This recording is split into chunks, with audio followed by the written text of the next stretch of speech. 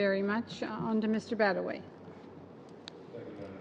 And I have to say, initially, I thank you folks as well for coming out today. You actually do represent the how of executing trade corridor strategies. And I, again, want to thank you for that, for being here, but as well for the future efforts you guys are going to participate in to really ensure that those strategies are put in place and executed.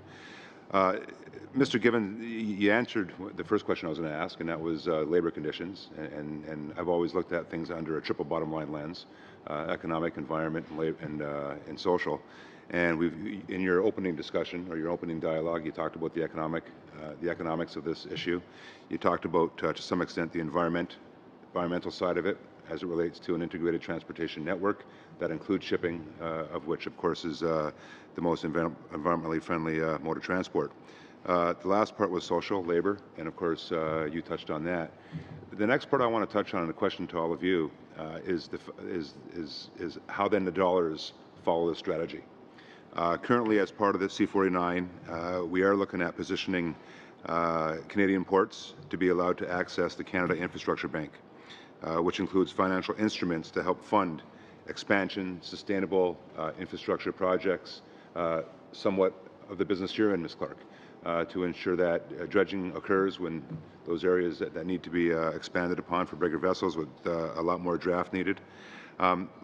Do you feel that this will be of assistance to Canadian ports to be more competitive? That's my first question. But I want to expand my question to also include not just Canadian ports, but I guess in the world of ports, an anomaly which we call the St. Lawrence Seaway. And I say an anomaly because the anomaly is, at least in my part of the world, the Welland Canal, albeit a port, is not technically considered a port. And to some extent, when it comes to its, I'll use the words, management of asset, is, in my opinion, not up to par, not being abided by. So therefore, my question is, when you take all that into consideration as part of the whole network, do you think, one, under C-49, it is appropriate to have those dollars available through the Canada Infrastructure Bank? And secondly, to have investment dollars at the ready to expand the St. Lawrence as well as the Welland Canal? I can't speak for the Welland Canal, but I can speak for the West Coast, which is a highly competitive port, not only in Vancouver, but also in Prince Rupert. And our company just finished the expansion in Prince Rupert just a month ago. So for the Canadian ports to have access to increased funding, I think is very appropriate. I know that they have had struggles with their debt room in the past, and to be able to have access to the type of funds they need to keep the West Coast of Canada as competitive or more competitive, we fully back. Maybe you want to speak about that. Tout argent supplémentaire qui vient dans le système. Any additional money in the system is welcome.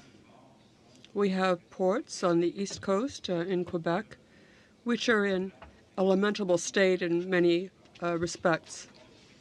The Quebec City port, which is one of the oldest ports, has problems just maintaining its activities. We've had to close certain operational systems because just had to be closed, so money would be welcome. Outside of that, there's something that's very important that I'd like to say to Ms. Block, and also for the benefit of all of you. One of the issues we're dealing with is that the opening of the market in CETA that we see in the bill, the Europeans will be able to come to Canada with foreign equipment.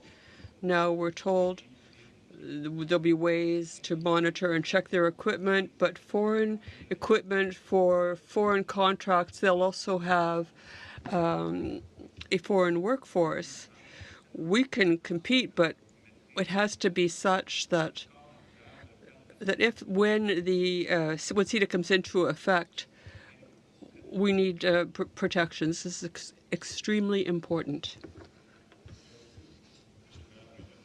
Talk about the St. Lawrence Seaway and especially the Welland Canal, because it's an area that's, I think, close to both of our hearts, being from that area.